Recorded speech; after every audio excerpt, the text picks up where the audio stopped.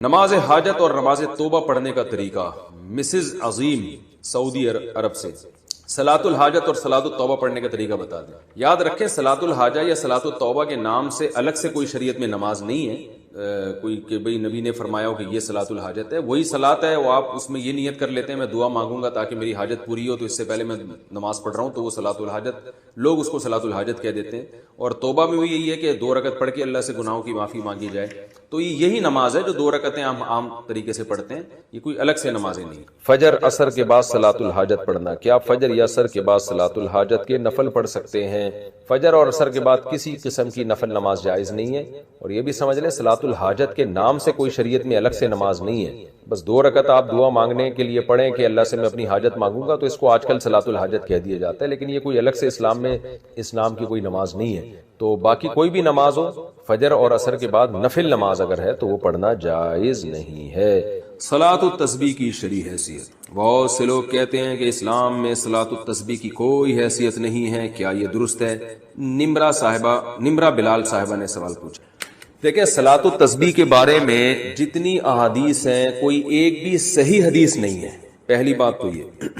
دوسری بات یہ کہ فقہا کا اصول ہے کہ ضعیف حدیثیں جب کثرت سے ہوں تو وہ درجہ حسن تک پہنچ جاتی ہیں، یعنی قابل قبول ہو جاتی ہے۔ اس بیس پہ اگرچہ صحیح حدیث ایک بھی نہیں ہے، لیکن کثرت سے حدیثیں ہیں، اگرچہ وہ ضعیف ہوں تو وہ مل کے ایک قوت مل جاتی ہے ان کو۔ اس بیس پہ جمہور علماء کا یہی مذہب ہے، یہی ان کا قول ہے، یہی ان کا فتویٰ ہے کہ صلاۃ التسبیح کو بالکل کالعدم قرار دے دینا یہ درست نہیں ہے۔ اس نماز کی ایک حیثیت ہے، یہ سنت عمل ہے، کیونکہ ضعیف روایتوں کی کثرت کی بیس پہ جو ہے وہ فتویٰ یہ دیا جائے گا کہ یہ نماز ثابت ہے، اور وہ فضیلت جو اس کی حدیث میں آتی ہے وہ فضیلت ثابت ہے۔ لیکن بعض علماء کا موقف یہ ہے کہ، اور میرا بھی رجحان انہی بعض علماء ہی کی طرف ہے، میں کوئی بہت بڑا عالم مفتی نہیں ہوں، لیکن ایک ٹوٹا پھوٹا سا رجحان اس طرف ہے میرا۔ وہ ابن تیمیہ رحمہ اللہ تعالیٰ نے جو بات کی ہے بڑی زبردست کی ہے، اور یہی بات ہمارے شیخ حضرت مفتی رشید احمد صاحب رحمہ اللہ بھی فرمایا کرتے تھے۔ حضرت نے تو ابن تیمیہ کی بات نقل نہیں کی، حضرت کی اپنی ذاتی رائے تھی مفتی رشید احمد صاحب کی، جو مفتی اعظم تھے، اور حضرت مفتی تقی عثمانی صاحب، حضرت مفتی رفیع عثمانی صاحب دامت برکاتہم العالیہ کے استاذ رہے 8 سال، بڑے علم مشہور تھے۔ ان کا بھی رجحان اس طرف تھا کہ وہ بھی صلاۃ التسبیح کو نہیں مانتے تھے۔ اس کی وجہ یہ تھی کہ وہ یہ کہتے تھے کہ ٹھیک ہے درجہ حسن تک روایتیں پہنچ رہی ہیں، مگر ان روایتوں سے جو نماز ثابت ہو رہی ہے نا، وہ ان مشہور متواتر روایتوں کے بالکل اپوزٹ ہے، یعنی ان کے خلاف ہے۔ امام ابو حنیفہ رحمہ اللہ تعالیٰ کا اور فقہ حنفی کا جو اصول ہے خاص طور پر مسائل کے استنباط کا، وہ یہ ہے کہ جو اگر کوئی متواتر یا قطعی چیز ہمارے سامنے آ جائے احادیث سے، اس کے مقابلے میں اگر صحیح حدیث بھی اس کے خلاف ہوگی تو اس قوی کو ترجیح دی جائے گی۔ جیسے قرآن ایک متواتر ہے، اب قرآن سے اگر کوئی حکم ثابت ہو رہا ہے تو اگر حدیث صحیح حدیث سے بھی یعنی حدیث اگر صحیح بھی ہو اور اس کے خلاف چلی جائے گی تو احناف پھر قرآن کو لیتے ہیں، حدیث کو اس میں تعویل کر لیتے ہیں، کیونکہ قرآن قطعی ہے۔ تو اسی طرح بعض روایتیں کثرت سے ہوتی ہیں جن سے ایک حکم ثابت ہو رہا ہوتا ہے، ان کے اپوزٹ اگر ایک کوئی صحیح روایت بھی ہوتی ہے تو اس کو احناف اکثر رد کر دیتے ہیں یا اس میں تعویل کر لیتے ہیں کہ بھئی جو متواتر روایتوں سے جو چیز ثابت ہو رہی ہے وہ اس کے بالکل اگینسٹ ہے۔ تو صلاۃ التسبیح میں بڑا اشکال یہ ہوتا ہے کہ اس نماز کی جو کیفیت ہے اس میں بعض دفعہ ایسا عمل ہوتا ہے جس سے سجدہ سہو لازم آ رہا ہوتا ہے، یعنی عام نمازوں، مثال کے طور پر آپ جب یعنی سورہ فاتحہ کے بعد جب سورت شروع کرتے ہیں اور سورت ختم کرتے ہیں تو رکوع میں تاخیر سے جو صحیح حدیث سے ہمیں پتہ چلتا ہے، جو نبی کا معمول رہا ہے، وہ یہ کہ سورت ختم کرتے ہی آپ نے رکوع کیا ہے۔ تو اسی وجہ سے فقہا نے کہا ہے کہ اگر سورت ختم کرنے کے بعد آپ رکوع میں تاخیر کریں گے تو سجدہ سہو لازم ہو جائے گا۔ یہ کثیر صحیح حدیث سے یہ اصول نکالا ہے فقہا نے، جبکہ صلاۃ التسبیح اس کے اپوزٹ ہے۔ اس میں کیا ہوتا ہے کہ آپ تلاوت ختم کرنے کے بعد تسبیحات پڑھنا شروع کر دیتے ہیں، رکوع میں تاخیر لازم آ رہی ہوتی ہے۔ تو صحیح احادیث سے جو بات بے غبار روایات اور کثرت روایات سے جو بات ثابت ہو رہی ہے وہ یہ ہوتی ہے کہ سورت ختم کرتے ہی رکوع کرنا واجب ہے، تو اس میں کیا ہو رہا ہے کہ رکوع کرنا واجب نہیں ہے، تو یہ اگینسٹ ہو رہی ہے نا ان صحیح احادیث کے۔ اس لیے بعض علماء کا موقف یہ ہے کہ اگرچہ ضعیف روایتیں ہیں، کثرت سے ہیں، درجہ حسن تک پہنچی ہوئی ہیں، مگر اس سے جو نماز کی کیفیت ثابت ہوتی ہے وہ متواتر جو روایتیں ہیں ان سے ثابت ہونے والی کیفیت کے خلاف ہے۔ تو جو قوی ترین چیز ہے اس کو لیا جائے اور اس کے جو اپوزٹ اس کے جاری ہے اس کو ترک کر دیا جائے. اس بیس پر مفتی رشید احمد صاحب رحمہ اللہ تعالیٰ کی رائے تھی. حالانکہ انہوں نے کئی سال صلاۃ التسبیح پابندی سے پڑھی ہے, مگر جب ان کا رجحان اس طرف ہوا, یہ تحقیق کی طرف ان کا دماغ گیا, تو انہوں نے صلاۃ التسبیح چھوڑ دی. مگر منع نہیں کرتے تھے دوسروں کو, اس لیے کہ جمہور بہرحال اس کے قائل ہیں. تو میں بھی کسی کو منع نہیں کرتا, جو ہے وہ جمہور اس کے قائل ہیں, اور فقہ حنفی میں بھی فتویٰ اسی پر ہے کہ صلاۃ التسبیح پڑھنی چاہیے. تو لیکن بعض علماء بہرحال اس طرف گئے. اور پھر میں نے بعد میں علامہ ابن تیمیہ رحمہ اللہ تعالیٰ کی تحقیق پڑھی, انہوں نے بھی یہ بات لکھی ہے کہ لم یثبت مثلہ بمثلہ, کہ جس قسم کی نماز ان روایتوں سے ثابت ہو رہی ہے صلاۃ التسبیح والی, تو اس جیسی نماز جو صحیح روایتوں کے بالکل اگینسٹ جا رہی ہے, اس کے لیے بہت مضبوط دلیل ہونی چاہیے. تو یعنی اتنی کمزور دلیل سے وہ ثابت اس کو نہیں کیا جا سکتا, کیونکہ یہ صحیح روایتوں کے اگینسٹ جا رہی ہے. یعنی جو مفتی رشید احمد صاحب کہا کرتے تھے, تو ابن تیمیہ رحمہ اللہ کی رائے بھی میں نے دیکھی کہ وہ بھی بالکل اس کے مطابق ہے. لیکن بہرحال جمہور اس کے قائل ہیں. علامہ ناصر الدین البانی رحمہ اللہ تعالی وہ صلاۃ التسبیح کے قائل ہیں, اور انہوں نے اس مسئلے میں عبداللہ ابن مبارک رحمہ اللہ کی تقلید کی ہے, اور بالکل واضح لفظوں میں تقلید کی ہے. ان کی تحقیق جو میں نے پڑھی تو انہوں نے بتایا کہ اگرچہ ضعیف روایتیں, لیکن عبداللہ ابن مبارک رحمہ اللہ تعالی جیسے محدث, وہ کہتے ہیں جب وہ پڑھا کرتے تھے تو پھر ہم اس کو سنتی سمجھتے ہیں. تو یعنی کیونکہ عبداللہ ابن مبارک بہت بڑے محدث تھے, فقیہ بھی تھے, تو انہوں نے کہا کہ عبداللہ ابن مبارک نے چونکہ اس نماز کو افضل سنت قرار دیا, ثابت قرار دیا ہے, تو اتنے بڑے محدث کی رائے کو میں فالو کر رہا ہوں. تو انہوں نے تقلید کا لفظ تو ذکر نہیں کیا, لیکن انہی کی تقلید میں, تقلید اسی کو کہتے ہیں کہ آپ کسی پر اعتماد کر کے کہ بھئی جب اتنا بڑا آدمی ایک چیز پہ فتویٰ دے رہا ہے تو میں بھی اس پر اعتماد کرتا ہوں. تو اگر کوئی تقلید کے طریقے پر اگر کوئی عبداللہ بن مبارک کو فالو کرے یا کسی دوسرے مجتہد کو, پھر تو ٹھیک ہے. لیکن اگر تحقیق کی دنیا میں جاتے ہیں تو پھر میرا رجحان اسی طرف ہے, کیونکہ امام حنیفہ سے صراحتاً اس بارے میں کچھ منقول نہیں ہے, امام مالک سے بھی صراحتاً اس بارے میں کچھ منقول نہیں ہے, یہ حضرات اس بارے میں خاموش ہیں. تو اگر ان سے منقول ہوتا تو بھی ہم کہتے کہ یہ اتنے بڑے لوگ ہیں, یقیناً ان کے سامنے کوئی مضبوط دلیل ہوگی, یا یہ اس حدیث کو یقیناً صحیح سمجھتے ہوں گے. کیونکہ مجتہد کا کسی حدیث پہ فتویٰ دے دینا یہ اس کی علامت ہے کہ اس کی نظر میں یہ حدیث بالکل صحیح ہے. تو وہ اگر یہ فیصلہ کر دیتے یہ حدیث صحیح ہے, تو پھر کیونکہ حدیث کا صحیح اور ضعیف کہنا بھی تو محققین کا کام ہے نا, یہ فیصلہ عام آدمی کے لیے آسان نہیں ہے. تو اس بیس پر میرا اپنا جو ذاتی رجحان ہے وہ یہی ہے کہ صلاۃ التسبیح کوئی پڑھ رہا ہے تو ٹھیک ہے, جمہور کے قول پر عمل کرے, دونوں طرف دلائل ہے. لیکن میرا جو رجحان ہے کہ جب صحیح احادیث سے جو نمازیں ثابت ہیں وہ اتنی کثرت سے ہیں, جو بالکل بے غبار روایات ہیں, اور ان میں اتنا ثواب ہے, تو بھائی جو کمزور چیز ہے اگر بہت وقت بچ جائے تو اس کی طرف آئیں اور صحیح حدیث کو فالو کریں, تو یہ میرا خیال ہے زیادہ اچھا ہے. لیکن بہرحال کوئی صلاۃ التسبیح پڑھتا ہے تو بدعت نہیں کہہ سکتے, کیونکہ بڑے بڑے علماء کا اس میں اختلاف ہے, اور جب اتنے بڑے فقہاء اور علماء کا اختلاف ہوتا ہے تو اس کی بیس پر کسی عمل کو بدعت بہرحال ہم نہیں کہہ سکتے, جبکہ روایتیں اس طرف موجود بھی ہیں. تو اس لیے آپ جس کی بات کو فالو کرنا چاہیں, جس عالم کے قول پر عمل کرنا چاہیں, آپ کو اختیار ہے. اس میں دونوں رائے ہیں. باقی صلاۃ التسبیح میں ایک اور میں بات آپ سے عرض کروں کہ دیکھیں, نماز تو جمہور کا مذہب تو یہی ہے, فقہ حنفی میں بھی فتویٰ اسی پر ہے کہ صلاۃ التسبیح پڑھنا سنت ہے. بڑے بڑے علماء اس کے قائل رہے ہیں, جس کی ڈیٹیل میں نے آپ کو بتائی. باقی بعض لوگوں کا ایک مزاج بھی ہوتا ہے, میرا ایک اپنا ایک جو مزاج ہے, میں کہتا ہوں یار ایسی چیز کو لو جو بالکل بے غبار ہو. کیونکہ رسول اللہ صلی اللہ علیہ وسلم جو تھے تہجد کی نماز روزانہ پابندی سے پڑھا کرتے تھے, جن کیفیات کے ساتھ, 2 رکعتیں کر کے بھی, کبھی 4 رکعتیں کر کے بھی, اس میں آپ سورہ فاتحہ پڑھتے, پھر سورت ملاتے, پھر رکوع کرتے. تو یہ کیفیت تھی. تحیات کے بعد درود شریف اور دعا پڑھ کے سلام پھیرتے. اور اسی طرح اشراق کی نماز آپ نے بتائی, اوابین کی نماز بتائی.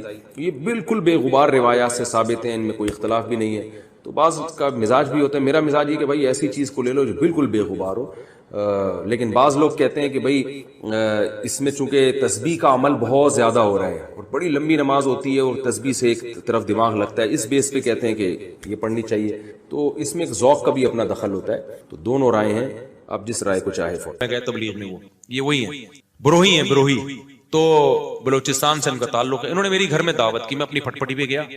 اچھا اس وقت بھی ہمارا ہم پھٹ پٹی کو سمجھ رہے تھے لینڈ کروزر ہے ہماری, غربت کا تو اس وقت بھی احساس نہیں تھا, کیونکہ بھائی لوگوں کے پاس یہ بھی نہیں ہوتی یار. تو ہم تو پھٹ پٹی بھی جا رہے ہیں, ٹرن کر کے پہنچ گئے. مجھے یہ خوشی ہوتی تھی کہ اس کے پیسے میرے پاس ہیں الحمدللہ, میں پیٹرول ڈال سکتا ہوں اپنے خرچے پہ.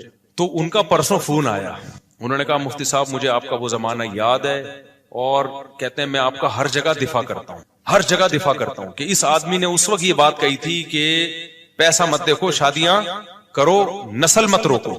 کہہ رہے اب لوگ نا آپ کی ریوو پہ اعتراض کرتے ہیں, یہ مفتی ریوو میں گھوم رہا ہے, یہ مفتی امریکہ جا رہا ہے, یہ مفتی جاپان جا رہا ہے, یہ مفتی سوئٹزرلینڈ جا رہا ہے, یہ مفتی یہ وہ. بھائی جب ظاہر ہے نوٹ آئیں گے تو شادیاں تو ہوں گی. کہہ رہا ہے میں ہر ایک کے ساتھ سامنے دفاع کرتا ہوں کہ میں اس مفتی کو جتنا جانتا ہوں آپ لوگ نہیں جانتے. اس مفتی کے پاس بچے پہلے آئے ہیں, بیویاں پہلے آئی ہیں, ریوو, اور ابھی تک یہ ریوو میری نہیں ہے, کرائے پہ ہے. اچھا یہ ویسے ہی راز کی بات بتا دوں, لیکن ہم اس کو کیا سمجھتے ہیں, یہ بینک سے لیے تو رینٹ دینا پڑتا ہے تو. لیکن بھائی ہمیں اس سے کیا میری ہے یا رینٹ کی ہے تو اسٹیئرنگ کس کے کنٹرول میں ہے, میرے کنٹرول, میری ہے بس. کرائے کا گھر ہے, اگر چابی اس کی میرے پاس ہے تو کس کا گھر ہے وہ, مالک مکان میری پرمیشن کے بغیر نہیں گھس سکتا گھر میں. آئے نا اگر بولو تو کیوں آ رہا ہے بھائی, تو میرا گھر ہے. تو اتنا کافی ہے میرا ہونے کے لیے, اس سے زیادہ کی ہوس مت کرو. پھر بہت پیسہ اللہ نے دے دیا تو ٹھیک ہے. اب مجھے گارڈننگ کا بہت شوق تھا, میرے پاس تو زمین ہی نہیں تھی سبزیاں اگانے کے لیے, تو اب ایک ہے تو گورنمنٹ کی زمین ہی ہے لیکن کسی کام کی نہیں ہے, تو ہم نے یہاں پودے لگانا شروع کر دیے. جب تک کوئی چھیڑ نہیں رہا تو ہم اپنی سمجھ رہے ہیں. ابھی میں نے اس کا ولاگ بھی بنایا ہے, لوگ سمجھ رہے ہیں مصعب کے بعد بڑا ایریا زبردست, حالانکہ وہ گورنمنٹ کی زمین ہے. لیکن مجھے اس سے کیا کرنا, جب وہ میرے کام میں سبزی اگا کے مجھے دے رہی ہے, میرے ٹماٹر کا شوق پورا کر رہی ہے, میری بھنڈی کا شوق پورا کر رہی ہے, تو ابے اپنی بھی تو یہی کرتی ہے, اس میں گورنمنٹ تو خوشی ہوگی, اچھا کسی کام میں آ رہی ہے. یہ جو نرسری والے ہوتے ہیں یہ تو فٹ پاتھوں پہ لگا رہے ہوتے ہیں نا, یہ جو فٹ پاتھ پہ نہیں, وہ جو بیچ میں روڈ کے بیچ میں جگہ ہوتے ہیں, گورنمنٹ تو چاہتی ہے اچھا ہے گرینری ہوگی, تو بس وہ اپنی سمجھو اس کو یار. تو مجھے کیا کرنا ہے کہ کاغذ میں میرے نام ہو. بھائی جو چیز میرے استعمال میں وہ کس کی ہے, آپ نے پراٹھا اپنے خرچوں سے خرید کے مجھے اس میں شریک کر لیا, تو یہ پراٹھا کس کا ہے, میرا ہے, مزہ وہی آئے گا اس میں. اب میں کہ یہ میں نے چونکہ اپنے پیسوں سے نہیں خریدا, ابے تو بے وقوف آدمی ہے, تو کسی اور کے پیسوں سے اگر تو تجھے پراٹھا کھلا رہا ہے, اور تیرا دوست ہے, کوئی بھیکاری بن کے نہیں کھلا رہا, کوئی ایسا نہیں کوئی بات میں تجھے تانے دے رہا ہو, تو تمہیں تو نوالا پیٹ میں جا رہا ہے نا, تمہاری تو بنیادی ضرورتیں پوری ہو رہی ہیں. اب تمہارے خرچے پہ ہو, کسی اور کے خرچے پہ ہو, تمہیں آم کھانے سے مطلب ہے, تمہیں پیڑ گرنے سے مطلب نہیں ہونا چاہیے. تو میرے رب کے مجھ پر احسانات ہیں, جب میں پیدا ہوا تو مجھے ماں بھی ملی محبت والی, باپ بھی ملا محبت والا, بہن بھائی کی نعمت ملی, ابا اماں کھلاتے رہے, اس وقت میرے خرچے پہ نہیں ابا کے خرچے پہ ہم کھاتے رہے, ہمیں کھانے سے مطلب تھا. اللہ نے ہمیں گھر کی چھت بھی دی, ابا کے گھر تھا وہ, میرا گھر نہیں تھا, تو مجھے اس سے کیا غرض کہ مجھے تو گھر مل گیا نا جو میری ضرورت ہے. پھر جب ہماری شادی ہوئی, دوسری جب ہوئی, تو دھکے مار کے گھر سے نکالنے کی کوشش سے پہلے ہی ہم نکل گئے. الحمدللہ ہمیں پتا تھا نکال دیا جائے گا, لیکن ہم پہلے ہی نکل گئے. تو لیکن نکالا نہیں ہے, دوسری زیادہ سے زیادہ باتیں میں جا سکتا. خیر, تو اب کچھ باتیں آنے میں گھر والے بھی سن رہے ہوتے ہیں, وہ بھائی بھی بولیں کیا. اچھا خیر, تو پھر مجھے ایک گھر کرائے پہ مل گیا, میری تو چھت, مجھے وہی چھت مل گئی الحمدللہ. پراٹھے اسی طرح سے چلتے رہے, کھانا پینا چلتا رہا, اب تک بھی چل رہا ہے. تو میں نے اس لیے کاروبار کو بدتمیزی کے ساتھ کاروبار کیا کہ ضرورت ہی نہیں پڑ رہی یار, کوئی مصیبت پڑے نا, بھوک لگ رہی ہے, مر رہے ہیں, تو پھر آدمی اخلاص سے کرتا ہے. تو ہماری مہینے کے اینڈ کے بعد نہیں, مجھے اگلے مہینے کی پہلی تاریخ کو میرے ساتھ کیا ہوگا یہ مجھے نہیں پتا ہوتا تھا. تو اب ایسے آدمی کے پاس اگر پیسہ آئے تو اس کا تو دماغ خراب ہو جائے گا کہ نہیں ہو جائے گا, جو اس زمانے کو بادشاہت والا زمانہ سمجھ رہا ہو. تو میرے پاس تو اگر ریوو آ گئی تو میں تو کہہ رہا ہوں یار, میں تو پٹ پٹی کو سمجھتا تھا کیا یہ, جو نہیں ہوتی دھکے والی پٹ پٹی. پھر ہمارے پاس جب پیسہ آیا تو ہم نے پھر وہ GTO 110 بھی خریدی. ایسا نہیں ہے کہ وہ پٹ پٹ بھی گھومتے رہے. تو جب یہ تو پھر تو اس لیے ہم لوگوں کے مسائل غربت نہیں ہے, ناشکری ہے. آپ نے ایک فرض کیا ہوا ہے کہ میں نے اس لیول تک جانا ہے. میں نے ابے کیوں فرض کر کے بیٹھا ہوا ہے, تو محنت ضرور کر, اللہ دے دے ٹھیک ہے, نہیں دے تو جو ہے اس پہ سمجھو کہ بہت دیا اللہ نے ہمیں. اور اس سے انسان کی صحت اچھی ہوتی ہے, خوش رہتا ہے تو اور اچھی ہو جاتی ہے صحت, ہر چیز کو انجوائے کرتا ہے. اور جو آدمی بیچارہ دولت کی ٹینشن لے کے بیٹھا, وہ کمبخت دولت بھی اس کے کام کی نہیں ہوتی, اس کو ہر وقت ٹینشنیں کھائی جا رہی ہوتی. تو خوش رہنا سیکھو بھائی. خوش وہی رہے گا جو کہے گا میرے پاس میری حیثیت سے زیادہ اللہ نے مجھے دیا ہے. جو یہ جس کے دماغ میں کانسیپٹ آ گیا نا, تو وہ خوش رہے گا. اور جو یہ سمجھنے لگا کہ میری ضرورت اتنی ہے, اللہ دے کم رہا ہے مجھے, تو ٹینشن میں جاؤ گے. تو پراپرٹی کو ٹینشن نہ بناؤ, ذاتی گاڑی کو ٹینشن, بولو پیسہ کمانا نہ چھوڑ دو, پہلے ہی مرے ہوئے لوگ ہیں اور مر جائیں گے. ایسا نہ ہو میری موٹیویشن سے آپ سمجھے پیسہ, غریب لوگ ہیں, ملک کا بیڑا غرق ہو رہا ہے. لوگوں کے پاس پیسہ آئے گا تو ملک کو بھی فائدہ ہوگا. پیسہ کوشش کرو ڈالر میں کماؤ, پاکستانی کرنسی میں پیسہ کمانے کا زکات دینی چاہیے ایسے آدمی کو جو یعنی کرنسی میں پیسہ کما رہا ہے. تو پیسہ کماؤ ڈالر میں. ہم تو لوگوں کو ترغیب دیتے ہیں باہر سے پیسہ لے کر آؤ. تبھی میں لوگوں کو کہتا ہوں یوٹیوب چینل بناؤ, ولاگنگ کرو, کچھ بھی کرو. ابھی تو میرا ایونٹ تو اسلام آباد میں یہی تو ترغیب دینے کے لیے تھا کہ یہ جو یوٹیوب ہے نا, بہترین جو یوٹیوب کی ارننگ کے جو حرام ہونے کے لوگ کہتے ہیں نا حرام ہے, اس کو تو میں کئی دفعہ دلائل دے چکا ہوں. لوگ کہتے ہیں احتیاط والے پہلو پر عمل کریں, اگر حلال حرام میں بہتر. بھائی احتیاط والے پہلو پر اگر آپ عمل کر رہے ہو تو دوسری احتیاط چھوٹ رہی ہے. اب یہ جو یوٹیوب ہے, سوشل میڈیا ہے, یہ ریمیڈنس لانے کا ایک بہت بڑا ذریعہ ہے.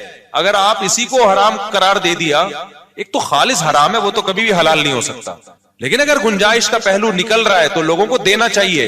اس لیے کہ ریمیڈنس جتنا زیادہ ملک میں ابھی آئے گا وہ یوٹیوب فیس بک کے ذریعے آئے گا. جتنا اس کے ذریعے آ رہا ہے کسی اور ذریعے سے نہیں آ رہا. اس سے آپ کا ملک تھوڑا سا تو اسٹیبل ہوگا نا, آپ کا کنٹری. اس پہ لوگ ہمیں کہتے ہیں اصل میں اپنے چینل ہے نا اس لیے یوٹیوب کی ارننگ حلال ہے. جب ہمارا چینل نہیں تھا تب ہم نے یوٹیوب کی ارننگ کو حلال ہونے کا فتویٰ دیا تھا 2014 میں. اس وقت ہمیں پتہ ہی نہیں تھا یوٹیوب چینل ہوتا کیا ہے, پتہ تو اب بھی نہیں ہے کیونکہ ابھی بھی ہمارا چینل کسی اور نے بنایا ہے, لیکن اس وقت تو پتہ ہی نہیں تھا کہ اس میں کوئی سورس آف انکم بھی ہے, کچھ بھی نہیں پتا تھا اس بارے میں. تو اس وقت ہم نے جائز ہونے کا فتویٰ اسی وجہ سے دیا تھا کہ بھائی اس میں دونوں پہلو نکل رہے ہیں, لیکن جائز ہونے والے پہلو کو ترجیح دی جائے گی, کیونکہ اصل جو یوٹیوب سے آپ کو ارننگ ملتی ہے وہ پروڈکٹ کو پروموٹ کرنے کی ملتی ہے. اس میں جو لڑکیاں آ رہی ہیں وہ ایک اضافی چیز ہے, پیسے اس کے نہیں مل رہے. جیسے موبائل کی دکان پہ آپ لڑکی کو بٹھا دو تو بٹھانا غلط کام ہے, آپ نے اگر خود بٹھایا ہو, کسی اور نے بٹھایا تو وہ آپ کو گنا بھی نہیں ملے گا اس کا. تو یوٹیوب ہمارے مشورے سے تھوڑی لا رہا ہوتا ہے وہ اشتہار میں لڑکیوں کو. تو آپ نے اگر موبائل کی دکان پہ لڑکی بٹھا دی ہے تو لڑکی بٹھانا غلط عمل ہے, لیکن اس سے آپ کی ارننگ تھوڑی حرام ہو جائے گی, کیونکہ لڑکی دیکھنے کے پیسے تھوڑی لوگ دے رہے ہیں نا. آپ کو نہیں آ رہی سمجھ میں؟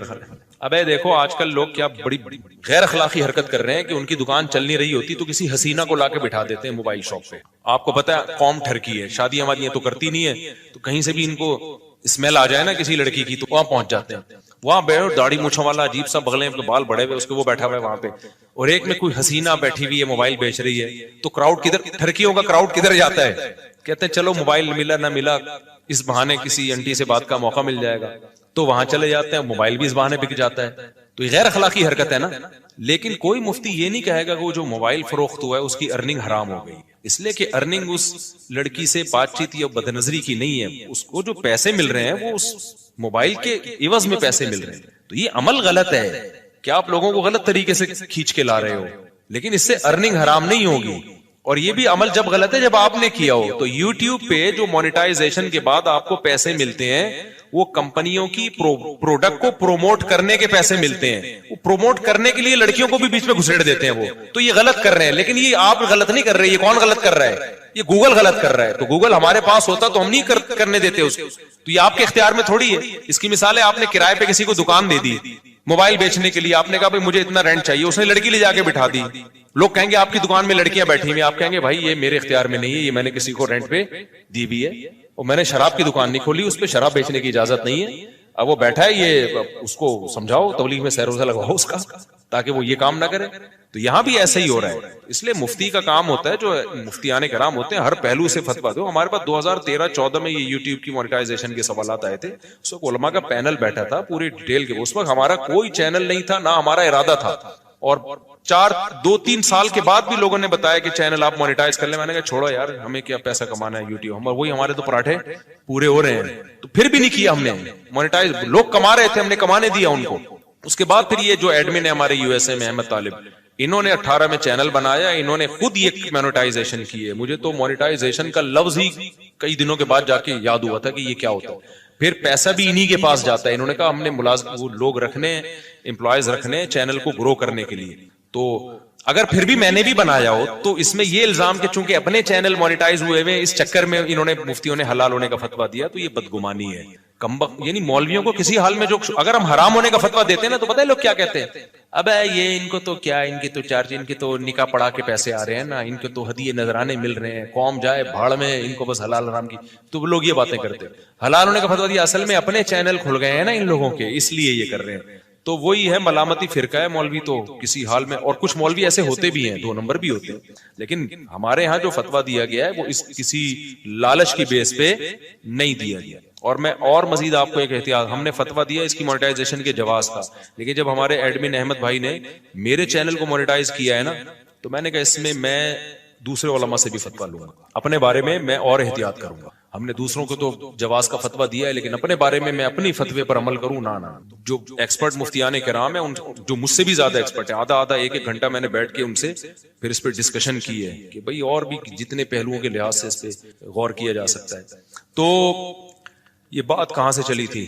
تو یہ مجھ سے پوچھ رہے ہیں کہ پیسہ کمانے کا طریقہ. تو میرے پاس تو ایک ہی طریقہ ہے، شادیاں کرو، بچے اسپیڈ سے پیدا کرو، جب ضرورت بڑھے گی تو رزق کے دروازے بھی بڑھ جائیں گے. لیکن ایسا ہے نہیں، بچے بھی اسپیڈ سے پیدا کرو اور رزق کمانے کی کوشش بھی کرو. آپشنل ہمارے ساتھ ایسا ہو گیا کہ ہم نے رزق کو لات ماری پھر بھی رزق آ گیا، لیکن اللہ کا قانون یہ نہیں ہے. قانون اللہ کا یہ ہے کہ آپ کو شادی بھی کرنی ہے اور کمانے کی فکر بھی. میرے ساتھ شاید اس لیے بھی ہو گیا ہو کہ ہم تو دین کی خدمت کے لیے میں نے وقف کیا اپنے آپ کو کہ یار ہم ساری زندگی دین کی خدمت کریں گے، تو شاید اللہ کی کوئی رحمت ہو گئی ہو کہ چلو یار ایک بندہ دین کی خدمت میں لگا ہوا ہے اور عبرت کا نشان نہ بن جائے کہیں 4 شادیوں کے بعد سارا فلسفہ ہی دفن ہو جائے شاید. اور یہ بھی ڈھیل بھی ہو سکتی ہے اللہ کی طرف سے، استدراج بھی کہ اللہ تعالیٰ میرے کسی عمل سے ناخوش ہوں، اللہ بچائے ایسی بات سے. لیکن بہرحال اللہ کہ ٹھیک ہے ابھی کھا لے بیٹا تجھے پکڑوں گا میں، اللہ بچا کے. یہ بھی ڈر لگتا ہے ہمیں تو یہ بہت سارے ہو سکتے ہیں. لیکن جو شریعت کا اصول، قاعدہ اور ضابطہ ہے کہ جیسے نماز پڑھنا فرض ہے، رزق حلال کمانا اور اس کی کوشش کرنا بھی اسی طریقے سے فرض ہے.